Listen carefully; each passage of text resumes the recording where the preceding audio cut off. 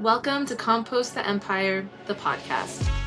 This is a podcast where decolonial visions and stories are nurtured by the compost of a dying empire. We're not here to offer hot takes or polished answers. We're here to sit inside the questions modernity refuses to metabolize, exploring grief, imagination, power, embodiment, liberation, and what comes after collapse. Each episode is an invitation into slow thinking, relational inquiry, and remembering ways of being that were never meant to survive inside extractive systems, but somehow did. Welcome to the ecosystem, where we walk each other home. Welcome to Compost the Empire. I'm Ethos.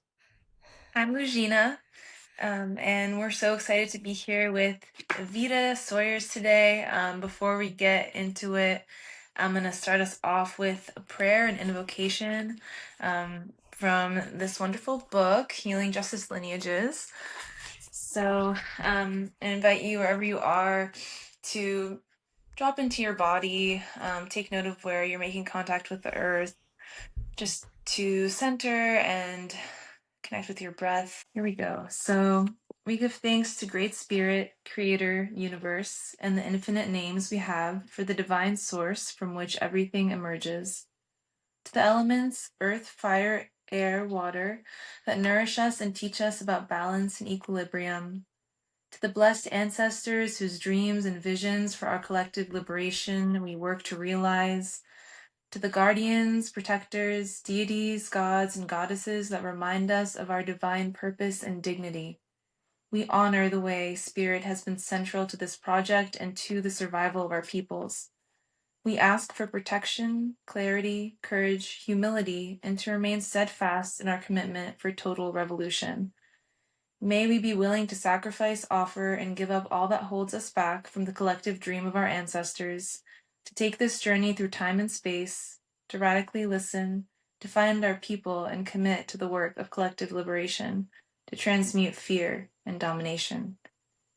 May we come to know and remember over and over again the abundance of wisdom available to us, to realize our true destiny, our inheritance, to be in right relationship with the creative energy in everything around us, to birth a new world. Wow, oh, my relations. Thank you for sharing that beautiful opening to start the portal. I'm really excited to introduce our guest today, who is Evita LaVita Sawyers. So blessed to have known you for the last 5 years, but real quick, let's do a bio. LaVita Loca Sawyers is a Black, queer, ethical, non-monogamy coach, speaker, educator, and author known for her frank, emotionally honest approach to polyamory and consensual non-monogamy. She became widely known through her candid storytelling about her own polyamorous journey, including being featured in the documentary Polylove, which follows her family's experience with polyamory. Evita is the creator of Today's Polyamory Reminder, a popular daily reflection project offering practical insights for people navigating non-monogamous relationships. She is the author of a polyamory devotional 365 daily reflections for the consensually non-monogamous. In her coaching, writing, and speaking, she focuses on supporting people who are opening up from monogamy, working from jealousy, and learning to communicate complex emotions with clarity and compassion, all in a style that is frank, funny, vulnerable, and deeply grounded in real life experience. It's my honor. Welcome, Evita, to Compost the Empire. Please introduce yourself and say hi to our audience. Hello, everyone. Hello, Logina. Hello, Ethos. I'm so happy to be here. So happy to be having this conversation. Thank you for this opportunity to talk about this topic, to chop it up with you two. I'm very, very excited to introduce this topic to the world. It's so wonderful to have you here and to kind of to cross-pollinate in all the ways. And I'm really excited, especially for a workshop that we have coming up together soon as part of our Neurocolonization series called Decolonizing Identity, from Internalized Surveillance to Relational Truth. So we'll be touching on some of those subjects today. And I would love to start off with what feels most alive or in motion for you right now around decolonization and identity and attachment and how that intertwines with the powerful work that you do. I think what feels most alive for me right now, is what's coming forward for me is compassion. Mm. We're in such dire times in our nation, in the world at large, and I feel like we're seeing empire crumble, and seeing its last grip, at trying to hold on and keep itself in place. Mm. And so there's just a lot of chaos, a lot of confusion, a lot of turmoil. And I think that we have this idea of decolonization. It's this very big idea. But in the praxis, I think what the theme, I always say my life moves in themes. And so the theme in my life right now is how much people struggle with praxis of these big ideas, that we are introducing and trying to reintroduce and return to and bring forward. And like, how do we take our indigenous wisdom that was, created and generated centuries and millennia ago and like update it to our technical world and this current world that we lived in, and these bodies that have adapted in some ways to, how we live today. And it's one thing to read the books and listen to the podcasts and go to the workshops and, sit in the classes and hear these big ideas. But then it's like, how do I apply that to my life? How do I apply that to my relationships around me? How do I apply that to my communities? And I find that, a lot of times things get lost in translation. I feel like I'm experiencing that in my own life. I'm watching people struggle with that. And it can be really easy to get frustrated and irritated and impatient with one another, as we're trying to adapt, and we're trying to, bring these ideas back online and like I said, update them and develop them and shape them, to meet the current world that we're in.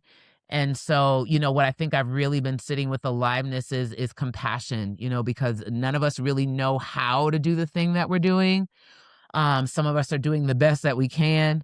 Everybody's like trying, and also it's not like life is stopping. So it's not like life is stopping and saying, okay, hey, we got to decolonize. So we're going to stop everything.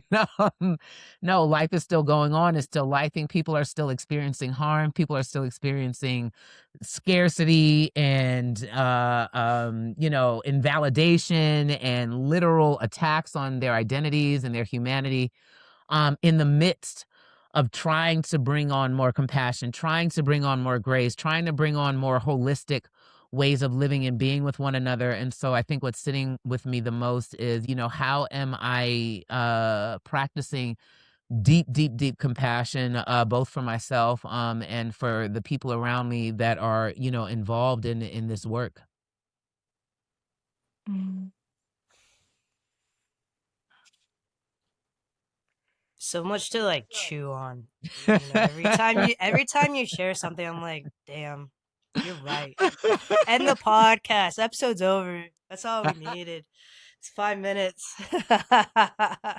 Mm. But I love what you said because as a Scorpio, my default is you're annoying. I hate. It's funny. In a text thread, I was like, one of my friends, Gemini, and she said to me and was like, how can I be in love with 25 people at once? And then I'm like, oh, my Scorpio reaction is how do I hate humanity so much but also in love with humanity at the same time, so much to be so devoted to this work that we're sharing together, particularly around neurocolonization and actually getting into the operating system and how it affects our Yeah. nervous systems on a really deep level, right? And what you're going to be sharing on February 1st with Logina. And I love that compassion comes up. I was like, as you were talking, I was like, oh, I feel guilty and I feel shame because I'm like, I get frustrated and I'll own it. And even when I'm experiencing trauma, I notice the hardening that happens. Mhm. And even amongst the trauma, though, is where that praxis is that you're talking about. And that, like, every time trauma happens, how do we iterate softening? How do we iterate expanding our nervous systems while also experiencing harm and violence from individuals, from communities, from society at large?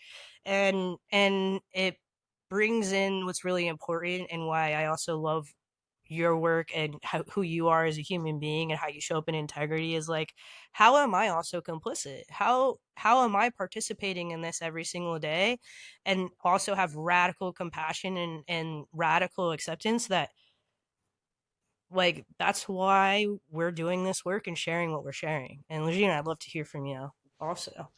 Something that comes up for me is that it's compassion for myself and others has felt more accessible the more I understand the role of different societal forces and oppressive forces at play, like how I've been judging myself in ways that I've been conditioned. So taking this like view across the sociological model, which goes all the way down to both like the neurocolonization level and also the level of looking at privilege and access to education and other ways of being. I'm so excited in our workshop to unpack identity and to look at intersectionality and how that impacts the ways that we've been conditioned and our journeys around softening those edges and like holding space for that dialectic and how everyone's journey is different and how can we move away from identity politics to a space of curiosity and also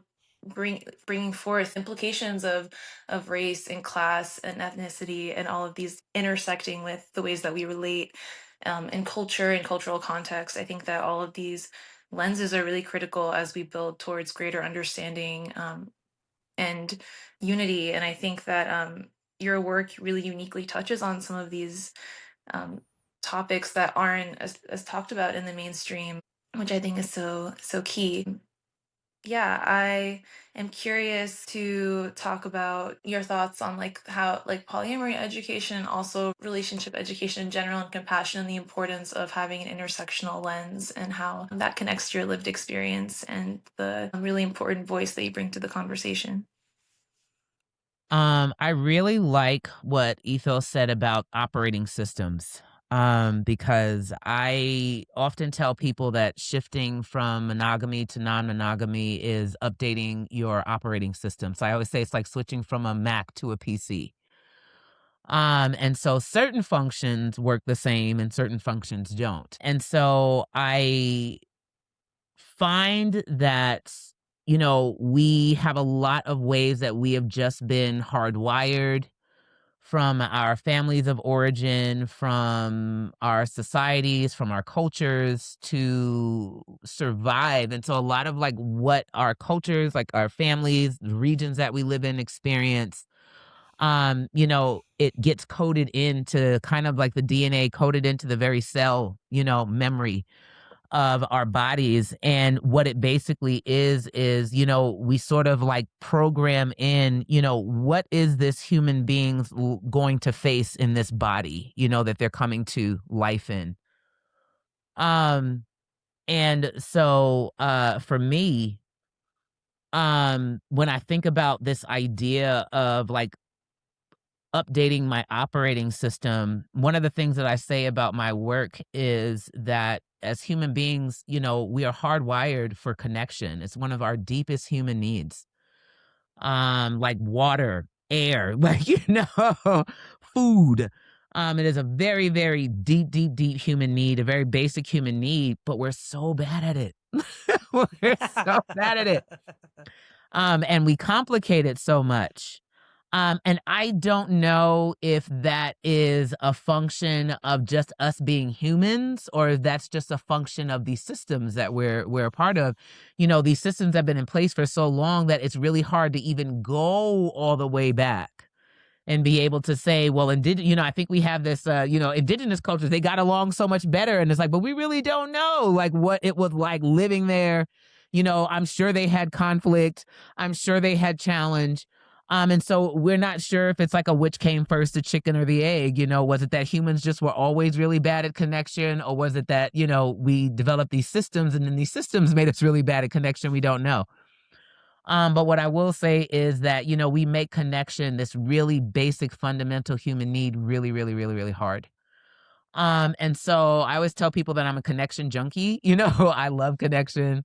I love human behavior and how we relate to one another as someone who just loves being in connection with people. And I really understand where you're coming from, Ethos, around like I at once like love people and also like want to go live in a mountain by myself, because dealing with people is so difficult and challenging sometimes. And so, but my work, what fuels my work is going like, hey, we need each other and we need connection. And while I do work about, polyamory specifically, a lot of times what I tell people is that, polyamory is just basic relationship principles on steroids, and it really is. And it's just like, it's basic human relating, it's complex, human relating. And we're just not trained to do that in a romantic context, but we live in complex relationships in our families, complex relationships in our neighborhoods, complex relationships in our friend groups, in our workplaces. And so this is just applying that to that as well. And why intersectionality is so important when we think about our connection work is because every layer of a person's identity informs how they move through the world. The ideas that they have about themselves, the ideas that they have about the people that they're interacting with. And so it is important that we are learning how to develop the skills and the capacity to love the people in our lives and our communities as whole human beings. And like, how are we bringing in more wholeness as we relate to one another? And so to me, focusing on intersectionality is really going, what are all the ways that all the threads that are interwoven into who we are and to who the people around us are, and how are we holding or displaying or making room for that whole tapestry.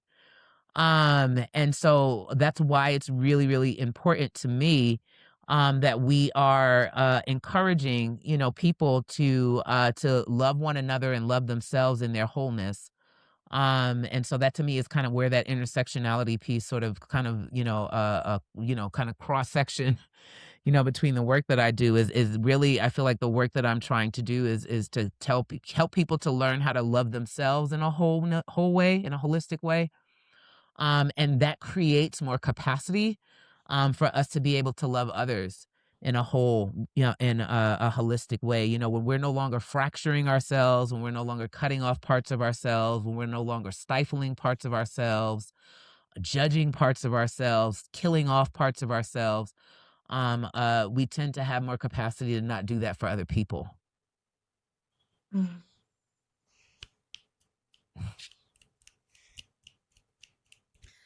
Once again, podcast ends. Done.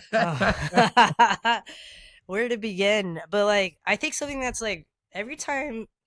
Well, I knew you guys were meeting yesterday to talk about the workshop, and when it was happening, it's just crazy what's happening right now on a collective conscious level, and like the things that are coming through us as a collective. As Logina says, is that the next prophet is collective, and it's so apparent right now that those of us like that are on this medicine path in our own ways, in our own version, and that is attuned to collective consciousness and to our ancestors, the message is so consistent in different perspectives and different intersectionalities, but it's consistent as all hell.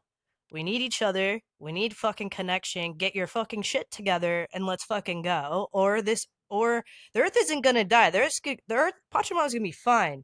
We're gonna be the next mass extinction. That was a little intense. I apologize. But what was really apparent though is this geometry, right? Is we come through, a child is born in a birthing body's womb through osmosis, which is representative of the flower of life, right? And through sacred geometry, it's all the same thing. And through that geometry of creation is a whole being. And as the social energetic codes of empire and of society and of this neurocolonization operating system is unconsciously energetically influencing us from the moment that we start gestating in that womb to like gender reveals. Like my god, like that whole paradigm is crazy and is I literally call burning them the earth genital down now. reveals. That's what I always say. Like They're why are genital reveals. the real question is why are they obsessed with children's genitalia? But Right. that's a whole other podcast. Um, but then from there, through neurocolonization and the cosmological seed of separability, we start seeing us getting compartmentalized into now what we understand as identity politics and seeing it being weaponized by neoliberalism to shield abusers and people who are causing. Let's move I'll move away from the morality of it and people who are causing harm due to the fact that the empire's operating system neurocolonization has influenced their neurotransmitters so much that honestly a lot of people can't help themselves, Right. aren't even conscious or even aware of it. And because I know when I wasn't aware of it and I was highly depressed, I was suicidal and incredibly mentally ill, I was causing harm left and right, and I was like, why am I doing this? Why am I making these choices? And then there's a lot of guilt and shame from causing harm. There's a lot of cancellation, carceral punishment. The empire doesn't even need to do anything because we are Mm. already cogs of the machine due to neurocolonization. And so we compartmentalize and we break things apart. But then the spiritual journey, the spiritual revolution that is actually missing from a lot of our movements is how do we come back together and realize that was an illusion the whole time and that we identified with the separation of self. And then that fractalizes into our relationships because everything is a fractal, everything is geometric, what is within is without, and as above, so below. Then the point is to come back together and become whole again. And I just saw like this whole geometric scene happen like when you guys were meeting yesterday and especially when you were talking right now. I just wanted to share that. Mm. Vita, I'll say um, I love what you brought up around how all of the work that is related to polyamory and non-monogamy is really related to existing in um, community, existing in networks of people, and there's so much to learn from valuing our attachment relationships across the spectrum with just as much value, not pedestalizing a single romantic and sexual relationship or even multiple romantic and sexual relationships when we so many of us are missing the village and are missing this communal secure attachment. And I think that uh, something that came up in our conversation and that we'll be exploring in our workshop is this tension point between attachment and authenticity and what it means about survival and how the schisming becomes adaptive in a toxic environment.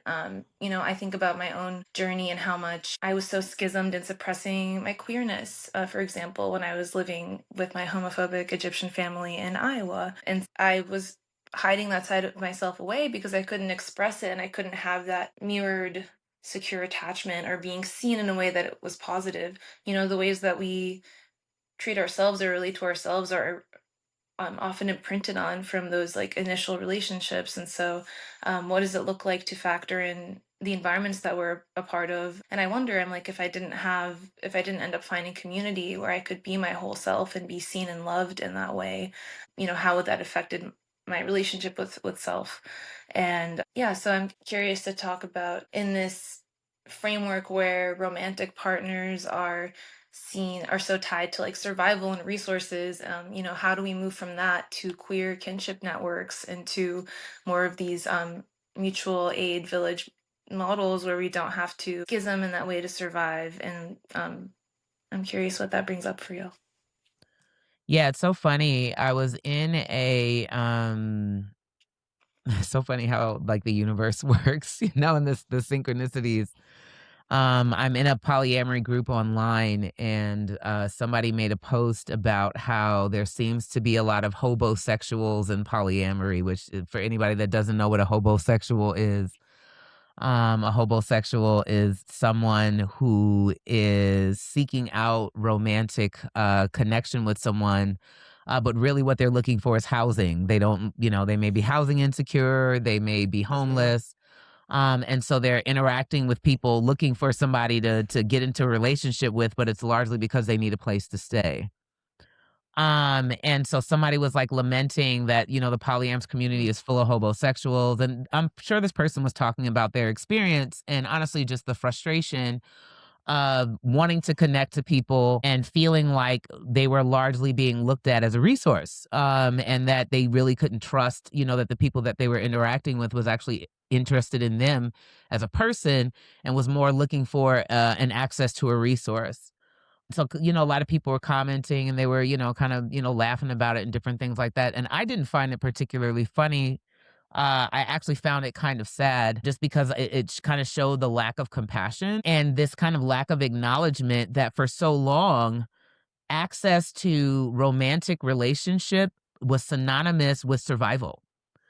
Because, what you did was you got married and you and your spouse went off and you lived life. And, especially at this part of my life, this particular part of my life, I'm realizing how important it is to have people to do life with, not people to go to brunch with. And I mean, that's important.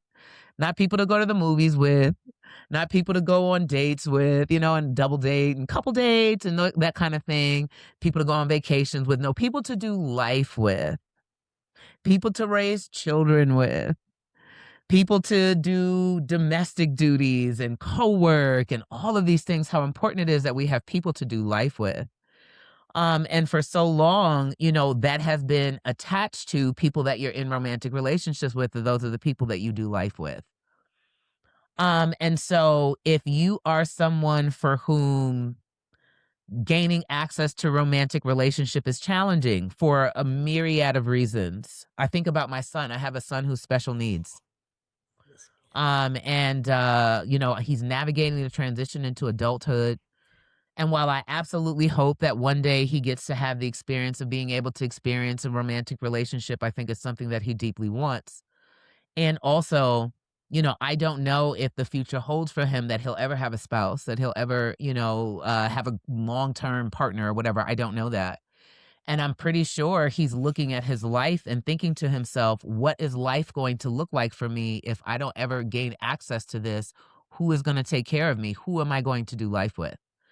Because so much of our understanding of who we do life with is in the context of our romantic relationships. So romantic relationships become a site of literal survival and resources. And so now we're starting to have conversations around like, hey, it actually takes a lot more than just this type of relationship for people to be well. What does it look like to do life with friends? What does it look like to do life with platonic partners? What does it look like to not put all of our eggs in our romance basket because, some of us may have access to that, some of us may not, some of us may lose access to that. I got divorced and me and my ex-husband separated in 2020 and I was a at-home mom. He was the breadwinner. He took care of my survival. And so now I was plunged into, oh my gosh, for the first time in my life at almost 40, I'm having to figure out how to live by myself. And so I think that it is one of the things that we really need to focus on is going, hey, what constitutes like worthiness of doing life with somebody? Because we all need people to do life with. We all need people to do life with.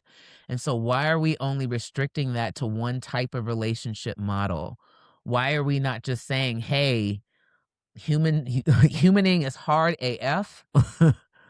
And as many folks as I can, lock hands with and walk this journey with, I'm going to lock hands with and walk this journey. So I think it's learning to like expand our ideas around who is a part of our tribe, like who are we doing life with, like what is community, and what constitute community and what comprises community and who belongs, and and how are we making it so that anybody that comes to the planet earth, no matter what their abilities are, no matter what their sexual orientation is, their gender orientation is, their relationship orientation is, that we're just going, humans need community. Humans need people to do life with. And how am I showing up to the people around me, and showing up to myself with that understanding? Mm. That is so key, and something that sparked in me as you were speaking. Growing up in between these extremes of hyper individualistic, like single, like nuclear family and isolation, like American culture, and then on the other hand, in Egyptian culture, like I see my family is like very insular and supporting each other in that way, but so much that they're not connecting with their outside community, and then the role of like immigration in that as well. But I remember, um, I was in one of my like attachment panic struggles earlier on in my non-monogamous journey, and then I was researching relationship anarchy, and I remember reading the political functions of the nuclear family as an extension of empire, and like how the concept of emotional cheating keeps us from building emotional ties that then we can become more independent on a local level. And then reading about how like, oh, like if there's a apartment building and everyone is sharing a vacuum versus everyone's buying their own individual vacuum, like how does capitalism benefit from this? So asking these questions and digging into why and who benefits from, like, this makes so much sense, right? So why are we conditioned in all the ways to be pulled away from this? And as soon as I understood the politics, then my inner like rebel kicked in, and then the politics like shifted how I was viewing my somatic experience. Because then I was angry, and I was no longer angry at myself for what I was feeling. I was angry at empire. And that was a shift in like improving the relationship with myself that then transferred out into my connections. And so I'm really glad you brought that up. And I think that, of course, ties into neuro decolonization and how it ties into relating in all these ways. And piggybacking off of all of that, I think that this is a sensitive topic for me. As someone who has probably still not to this day really experienced housing security, even though I do live in this current apartment, it has not been easy to keep.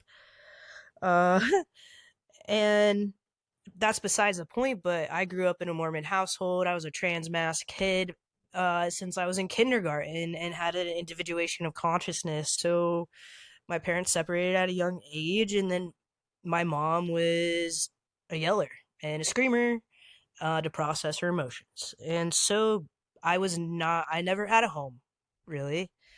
And it was actually my girlfriends at the time at a young age not being out and their families that took me in and showed me what dysfunction, but a safer familial environment was. And so I've been this person that just bounces around houses and everywhere and finds a lot of harm and abuse in my home. And then it got to a point where, you live in group homes and you live with other people, and the amount of trauma that I experienced there. So I reverted to, I need to be by myself. I need to live by myself. I need to know how to live by myself. I realized I didn't have any skill sets passed down from my mother to me to even, how do you set up a space? How do you maintain a space and keep it clean? How do you live these basic things that sometimes when you walk in people's houses, you're like, how do you keep things so clean?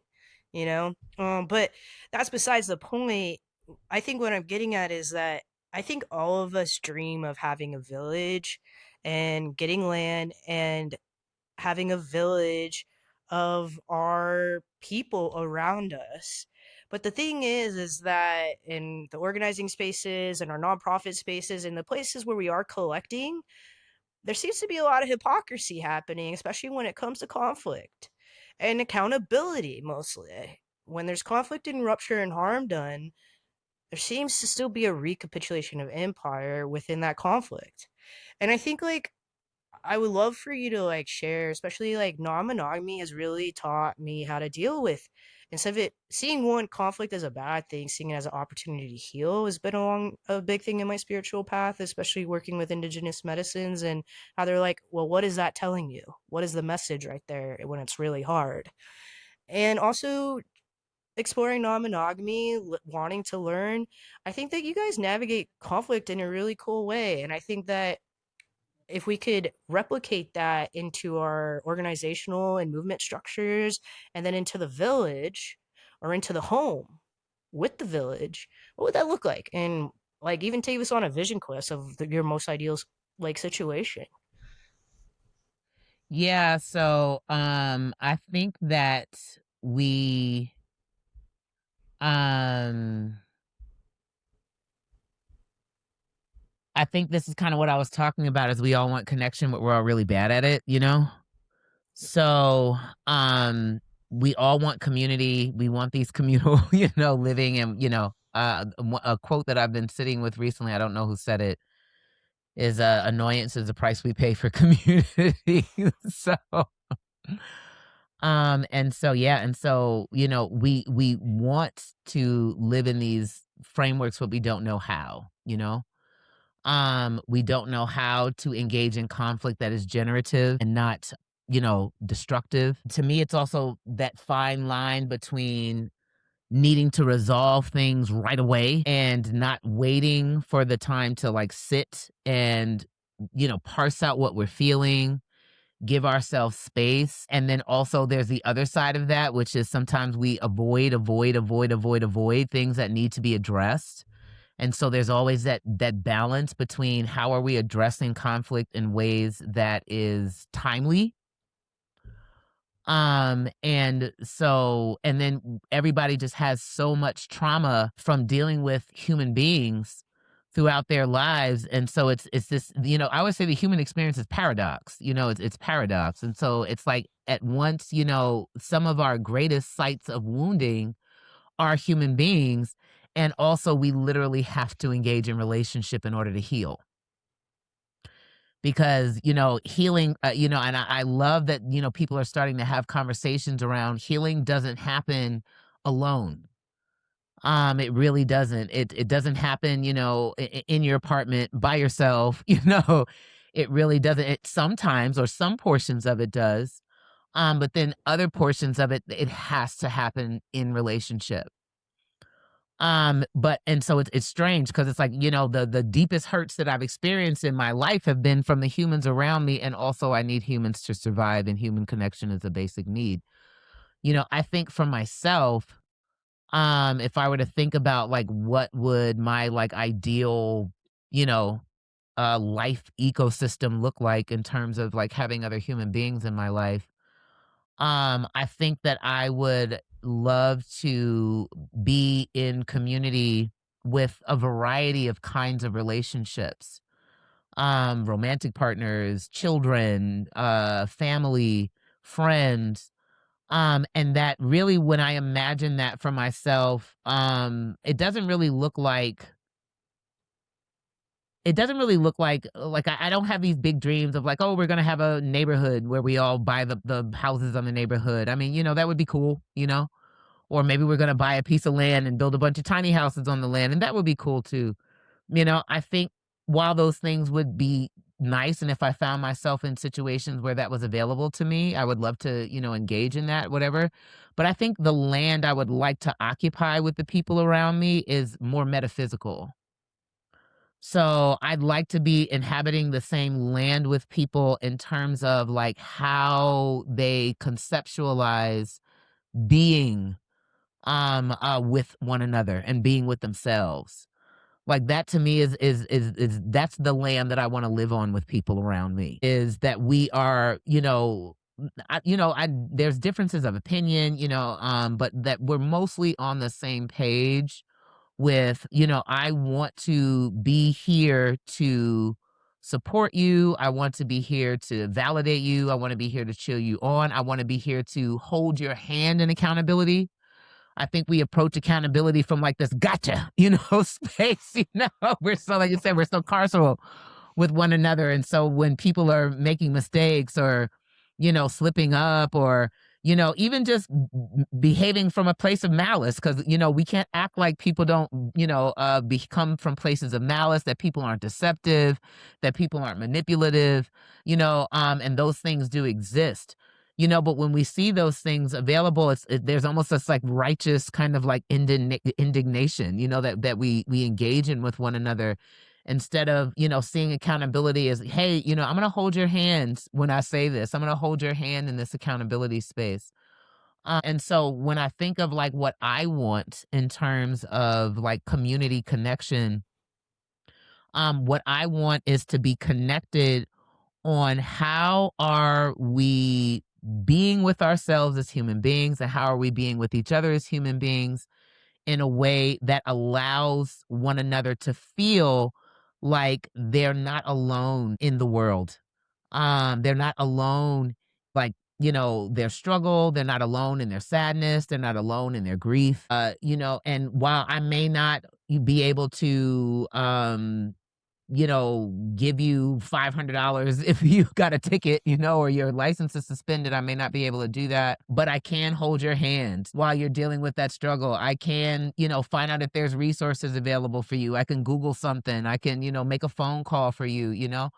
I think for me, what that looks like is this understanding, and meeting with other people that understand, that, life is better with friends. Life is better with people to live it with. And whether or not that looks like us living together in a multifamily house, or us just saying, hey, when you're going through something, you can call me and I'll give you what I can. That to me is kind of what that looks like. What really comes up for me is is what you're talking about is a spiritual infrastructure and being on the same page. And the way that I've broken down that spiritual infrastructure is through values and principles. Right. I study sociology, and through Resma Medicum I got really obsessed with culture and culture building. And through there, I've really now explored what I call cosmology. And cosmology is like that seed that we plant in our garden, and then culture is the way that that seed expresses itself from its environment, from its nutrients, how much water, how has it been nurtured, right? And so that's why every seed, even though it's the same plant or whatever, expresses itself in different ways, just like us. And what I find interesting is that one of my number one critiques around places where I've seen harm and experienced harm personally is there is no value systems. There was no principles. There's definitely mission and goals and things that we're doing all the time, but never actually being in relationship from each other. We're always constantly extracting and taking.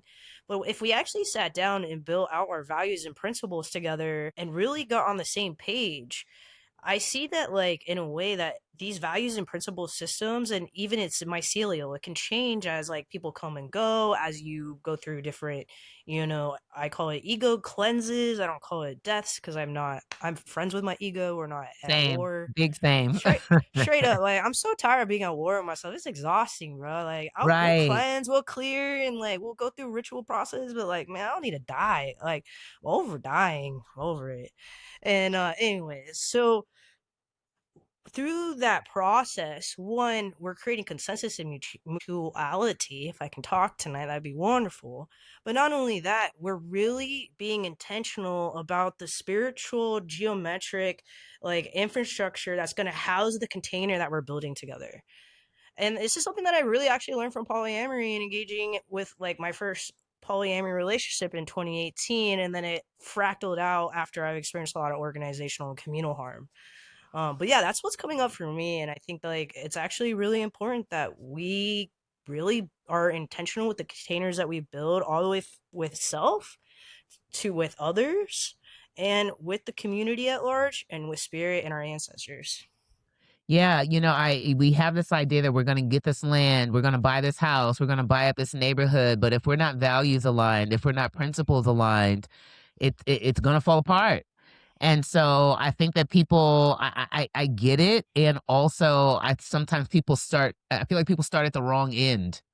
They just started the wrong end with a lot of this work. And so I'm like, what difference does it make if I get, 15 acres of land and I move all my BFFs on it if, we aren't values aligned? We don't know how to engage in generative conflict. We don't know how to, not say, hey, that thing that you said to me, it really bothered me, instead of going behind the other person's back and telling somebody else about it. Then it's not going to matter that we have this land that we can live on if we can't live together on it. So I think sometimes, a lot of times, like I said, people start at the wrong end when they do this work or when they approach this thing.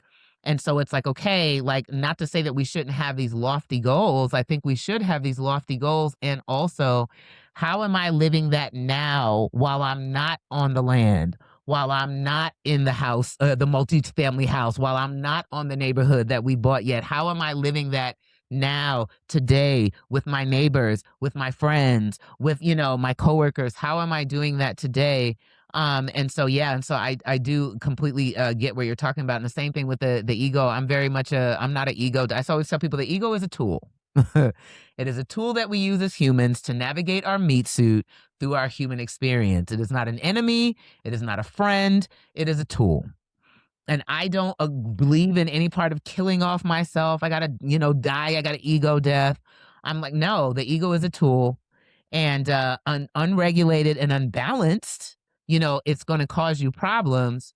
But to me, I'm like, this we gotta kill the ego and kill the ego, and I'm like, okay, but like, it's here for a reason. We have an ego for a reason, and I would just rather make friends with it, and learn how to move in harmony with those parts of myself, because in me being in harmony with those parts of myself, allows me to be more in harmony with the people around me. Mm. I want to talk about a couple things that have been coming up for me as I've been listening to y'all. First of all, the concept of corrective experiences and the role that plays in healing is coming up for me. And part of the communal secure attachment framework came from, I've experienced trauma on multiple levels, not just interpersonally, but on the level of being schismed from different communities for different reasons. So the healing around that comes from having corrective experiences within community. And I want to talk about the role of the neurobiology of trauma and also the somatics of this, and how that ties into like internal family systems therapy, which I'm talking about all the time. But I think in slowing down, like zooming into these moments of rupture and what it actually looks like to be able to move through them and to have corrective experiences, including like corrective experiences with ourself and like which with different parts of ourselves. Like maybe, we previously didn't have that perspective on our ego or certain managers within and all these other things. So when I'm triggered, I think of like a web, a mycelial web activating, going all the way back to where I was in time when I first started to experience that trauma, because we know that there's an amplification if like a it's like a bee sting over and over if we experience a repeat in a trauma. And I think what is it, in the same way it can be like red and painful, like it's also a way to reach in with like healing and soothing and cooling energy, and even in ways that like only we can show up for ourselves. And I want to talk about how when we are going through trauma, memory is stored somatically. It is not stored through narrative memory, which the book Healing Schisms of the Self, by Gina Fisher, she goes into that there. So in order to be energy efficient in times of fight or freeze or flight or fawn, those memories get stored. And I think of it as like a part of this schisming that we've been talking about. I found through my therapeutic work are parts of myself frozen in time, and like Mm. repeating that over and over when I'm triggered in the present moment. So what does it look like to slow down? And if we have shared values with people around us, and we're like, okay, we have this commitment to approaching conflict, or like where we're going to slow down, how does that reinforce shifting towards pulling apart the illusion of like what is the past and this like web and its depths, and what's actually happening in the present moment, so we can have greater clarity, and a commitment to work through in a relational paradigm rather than a punitive paradigm. And I think for me, understanding kind of mapping where the punitive paradigm and how the like prison industrial complex and empire was manifesting down to the granular of my conversations and relationships with self and others. It's also like, wait, we're both contending with this. How can we, the idea of like approaching a challenge together rather than, um, you know, conflicting with each other, and how when we apply this to the concept of community or the village or a polycule or whatever it is, realizing that in the same way that the harm and the trauma can feel multiplied when the nodes are multiplied, so can the healing, so can the corrective experience. And I think that ties into what's happening right now with collective consciousness and all the work that we're doing to create greater community around these shared values through this ecosystem. And that gives me a lot of hope around addressing the traumas on every level, and including, existentially, including on the level of a society. And I think that's the kind of radical imagination we need to bring to this key moment of transformation. So Right. I tell people that I've learned how to, or I'm learning how, I'll say continuing to learn how to recognize that those parts of ourselves that are, subject to, these colonized ideas and, like you said, neurocolonization, that internal surveillance, what they really are is safety mechanisms. It's ways that I am trying to keep myself safe. Um, Sometimes they're faulty. Like you said, sometimes they have been developed and they're frozen in time, So we experienced a pain that was so great that we developed a file for we don't want to go through that again, you know? And so we file these things as like, okay, don't want to go through that again. Don't want to feel that again. Don't want to have that experience again. And so when things happen that, bring that file forward, we kind of go back to that place and we sort of look for the patterns, what was happening at that time, what was going on, and what can I do now in the present moment to make sure that I'm not going back through that thing again, even if that's not actually what's happening in the moment. And so I think it's important that we develop a sense of compassion and grace with ourselves as I'm just trying to keep myself safe. And guess what? The person across from me right now, they're trying to do the same thing. They're trying to keep themselves safe. And so one of the things that I counsel my clients to do sometimes when they're having conflict conversations or they're noticing that themselves or their partners maybe having what seems like a disproportionate reaction to what is happening is to ask themselves a couple of questions, like ask themselves, where are you right now? Because I find that sometimes that little check-in will help us go, "Wait a minute, I am not here. I am not online. Where are you right now? What's happening for you right now? Where are you right now? Are you here? Or are you somewhere in the past? Are you in some past relationship? Are you in some past experience? Are you, back in your living room with your mom or your dad? Like, where are you right now?" And another thing that I will coach them to ask themselves is, "What are you hearing right now? This is what I said. What did you hear?" Because oftentimes what we hear a person say is not we listen through the lens of our trauma. We see through the lens of our traumas. We feel, through the lens of our traumas. And so I think it's really important that we kind of stop and check in sometimes and just go, whoa, wait a minute. Where am I at right now? Where are you at right now? Are we here with each other right now? Um, and like I said, having that compassion and understanding that I'm trying to keep myself safe and you're trying to keep yourself safe. And Adrienne Marie Brown has a quote that I love, and I believe it's an emergent strategy where they say, help me to identify from a situation that is genuinely unsafe and one that is just uncomfortable. And we struggle with that so much. And I always tell people, I'm like, you know what? You can be people can be uncomfortable in situations that are highly unsafe. People can be comfortable in situations that are highly unsafe, and people can be uncomfortable in situations that are highly safe. And so discomfort is not necessarily a marker of unsafety, and comfort is also not a marker of safety either.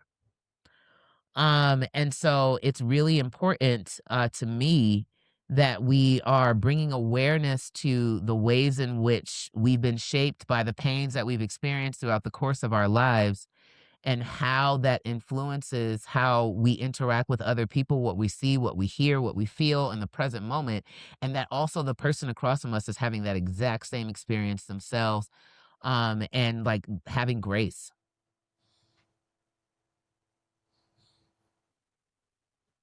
It's just the alchemy of rupture could be so juicy if we would let it.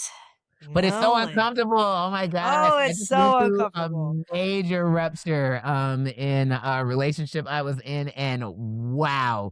And I've had a long period of time of just not being super activated. I've been fortunate that I've had access to education, resources, people, generative relationship experiences that have allowed me to have more sovereignty over my emotional state, which I'm very grateful for. And also, I still, I was surprised at how dysregulated I became, at how activated my nervous system became, at how, this rupture, like it really rocked me, and knocked me on my ass. It really did. And all of the ways that, for all of this work that I teach people how to do and talk about and whatever, I was ready to cut and run. I was ready to, like all those things. I had a hard time staying in it. I had a really, really hard time staying in it, and staying present, with what was going on. And also, I think another thing that we need to kind of adopt, as we're talking about doing this kind of work and being in community, is that repair. And I saw this. I think the person's name is Christabel Galloway or something like that. But yeah. So I'm talking. Okay, so I got it right. Yeah, But Christine, I think. Yeah, but they made a Yeah. post, and they said that, repair is not linear and it's not a one-time event. And I've really, really, really been having to sit with that recently around this understanding that repair is not linear, it's not a one-time event. And we grew up with sitcoms. Think about this for a minute. Go with me for a second. I'm about to take us on a journey. We I'm grew up ready. with sitcoms. And, when you think about sitcoms, the show starts, a problem emerges, it gets a little hairy for a little bit, and then it resolves in 30 minutes. And I think sometimes we can approach our relationships with people in that way. It's like this sitcom. It's like we're supposed to be able to move through rupture and repair in a sitcom, in a 30-minute, time frame. Rupture and repair, it doesn't work like that. It's often multiple conversations, it's often multiple spaces of silence, multiple spaces of sitting, multiple spaces of going, I have to return to this conversation. Can we take a couple of days? It's not a one-time event. It really isn't. And I think that, if we talk about, neurocolonization and how the ways empire has sort of shaped us, we want these quick solutions. We don't really want to be in it, with one another. We want things to pack up neatly and wrap up neatly because we got work to do. We got capitalism to show up to, we got to be at the PTA meeting, and we got to be at our jobs, and we got to mow the lawn, and we got to do all these things. And so, we really don't create it. It hasn't created opportunity for us to really have the space to be in the weeds with one another, and work through things and work things out, and, and look across from the other person and say, hey, I'm scared and I'm angry and I'm frustrated and I'm threatened and all of these things, but I care about you and I value you and I value this connection, and I'm willing to walk through those emotions in myself and also those emotions with you, so we can get to the other side of this thing that we're facing. We have to learn kind of how to do that because, we're not really modeled that, in the greater society at large. It reminds me of what I met BC Cerna, who is like a purpose mentor coach on Instagram, and he did a really cool post about divine union.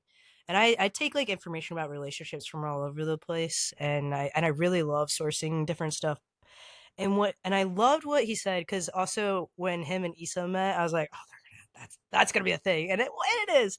And anyway, like I'm really excited about that about love in that way. And they said that love is choosing it over and over and over again. It's not the sex, it's not the attraction. Like those are bonus features, but love is choosing each other over and over and over again, no matter how hard it gets, right? And it's a choice. It really is a choice. And I just love that. And what you said reminds me of that. It's a praxis. Coming back to the beginning of our conversation, is that choosing love and to be in love is a praxis. How do I soften when I want to harden? Yes. How do I iterate my somatic practices and actually live in integrity when my nervous system is on fire and I just want to run out the freaking door? Or for me, I have disorganized attachment. It's a lot of fun. So I get anxious one second, then I get avoidant the next. It's wonderful to navigate. And how do I soften? How do I stay? How do I choose love over and over and over again? Because when I do that, not only that, I'm choosing myself over and over and over again. And sometimes it is walking away. Sometimes it is creating that boundary Yeah. on an extreme level too. And recognizing when this love is actually abuse. And that and that's a whole other thing. But yeah. Yeah, I think it's how do I stay? I think it's how do I come back? Mm, Because sometimes we do need to walk away, sometimes we do need to pause, sometimes we do need space. But it's how do I come back? How do I not turn that into straight up abandonment, you know? mm, Even if the coming back is going, "Hey, we have to part ways," you know? But how do I come back to that and say, "I love you, I care about you, I want you to be well, and I can't do this, in close proximity to you or in the relationship, that we've previously had with one another." But yeah, but it's how am I practicing staying? And not only just staying with each other, but staying with myself. How am I practicing staying with myself? How am I practicing coming back to myself when I realize I've abandoned myself? Like, it's choices after choice after choice after choice after choice after choice after choice.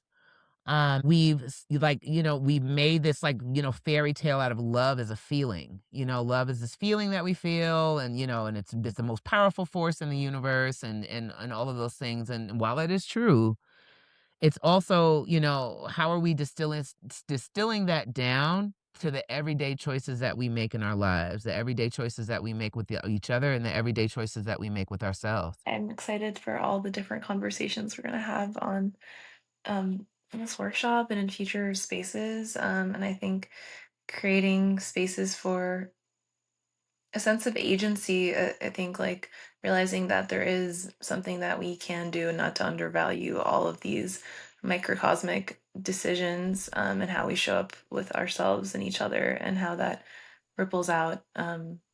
So yeah, it's been such a nourishing conversation. I um, an hour would goes by love to. quick. Yeah, I think as we bring this current episode to a close, Evita, I'd love to ask you, for folks feeling a spark of recognition or resonance and listening to this, what is one question that you would hope they sit with before hopefully being able to join us on February 1st for our workshop? So, interestingly enough, I had a conversation with someone, which I talked to you about, Gina, and that's, kind of one of the base points of, why we were doing this workshop. And so the question I would like people to maybe ask themselves is we talk about, decolonization and returning to indigeneity, in these very broad sort of macro ways. But, I was talking to a friend of mine, and they were saying something about, how they try to be, decolonial and, every aspect of their lives. And I said, okay, and it's basically how are we being indigenous to ourselves? How are we being indigenous to ourselves? What does that look like? What does indigeneity to ourselves look like? What does it mean to allow invader concepts cause us to separate from ourselves? What does it look like to be native to ourself? What does that mean? And I think we focus on, well, that means that I'm going to be polyamorous. That means that I'm going to be queer. That means that I'm going to be, trans, or these kinds of things, because, we do have these very real systems and ideas and like invader sort of concepts that colonization did wrought in real time, the nuclear family, capitalism, all of these things, true. And also, if at the end of your unpacking, if you're an AFAB person and you just decide that I feel best as a woman, then that's you being indigenous to yourself, because, you really sat with yourself and said, what is true for me? What is native, for me? And so I think that, the question I would like people to ask is, how am I bringing this really, really large idea of decolonization down to myself?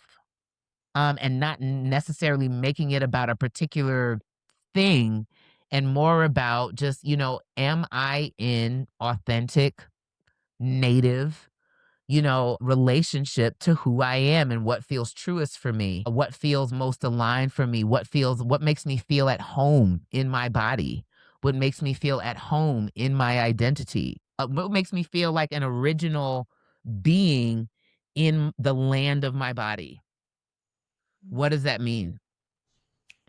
That to me is like the biggest question that I would like people to sort of be sitting with, because we do so much policing, because policing can go in the other way too, to where it's like, okay, like, people feeling bad if they want monogamy, people feeling bad if they want heterosexuality, and I'm not caping for any of those things by any stretch of the word. I'm not, but we can take that also too far to the other direction, to where people feel bad because, God forbid, they identify with Christianity, and it's like, that's not the thing that we're trying to do. We're not trying to make people feel bad about their authenticity. We're just trying to make sure that people have the freedom to say, hey, this is who I am. This is who I want to be. This is what feel like I said, this is what feels at home in my body. And, large in part, there is no real quote unquote right or wrong. If we're doing that with care, if we're doing that with consideration, if we're doing that with, doing the best that we can to not harm the people around us, then kind of be who you are, you be indigenous to yourself, be native to yourself. Let me put that on a shirt. Be native to yourself. You Right. know, that was I think that was an incredible way to end this beautiful conversation that is going to continue on February 1st. Gina and Evita are going to be presenting this incredible workshop around decolonizing identity and this entire conversation. So we're going to go in further depth. We want you all to engage with us. We want you to be in dialogue and conversation. And I know that was really important. And the pedagogical approach, particularly in this session coming up, and most sessions that you're going to experience in the Neurocolonization 101 workshop series. So for more information on that, go to bit.ly/neurocolonization 101 to register today. And I just want to thank you, Evita, for being here and pouring such beautiful wisdom on us as you always do. It's an honor meeting you was it 5 years ago at this point when we It's were been a talking long about, time. Yeah, it might even be longer yeah. than that. Yeah, because it was definitely while I was still married. So, and And it my was definitely ex-husband and I when I was separated in in white 2020. supremacy. Right, right, right. Yeah, it was a while ago. It was a long time ago. Yeah, so Yeah, it's we an met through honor to. Jared. We met through Jared. Shout out to Jared. Yeah. Yeah, right. And it was the BIPOC psychedelic justice work that we were doing at the time, and to see where we're at now and how our work has evolved. And I just want to thank you for saying yes to being a part of this project. And in a way, it is an experiment to really imagine a world beyond empire. And that's always been a core part of your work, and it's been really enjoyable to see how now we can collaborate and bring in more people to this lexicon of a new cosmology around what I call relationality, replacing separability with relationality, and then having relational congruence not only with others and community and with spirit and our ancestors, but really with self, and how that all fractalizes out, and that it's like not this linear process, and it's this gooey, messy spiral of for me crying and and all the things. And so just want to thank you, and any last words from either of you? Would love to close it out. Thank you so much for having me. Thank you so much for having these conversations. So much of I always tell people a lot of times I'm talking to y'all, I'm talking to me. So and so this was very was drilling in some of my own stuff, because I can't sit here and, bop and talk to y'all if I'm not, engaging in these ideas in my own life. And so for me, a lot of these conversations that I had have felt very resonant in terms of the ways in which, I'm moving through my life right now and needing to sort of drill in, what my values are and what is most important for me as I'm moving forward. And so I relish these opportunities to have these conversations, to connect with minds and hearts that are thinking on these same ideas, as I am, because it helps to feel a little less alone in the world. When we have these conversations, and when we talk about these things, and when we invite other people to come and talk about these things and hear about these things and listen to these things, it lends to a greater sense of connectedness. Absolutely, such a shared and echoed sentiment. What's coming to mind to me is like gratitude for existential intimacy. So really excited to continue that with both of you, and yeah, hopefully folks will join us on February 1st and beyond, and we'll keep the conversation going. So yeah, thank you again, Evita, for joining us. Thank you for Thank you, having me. Evita.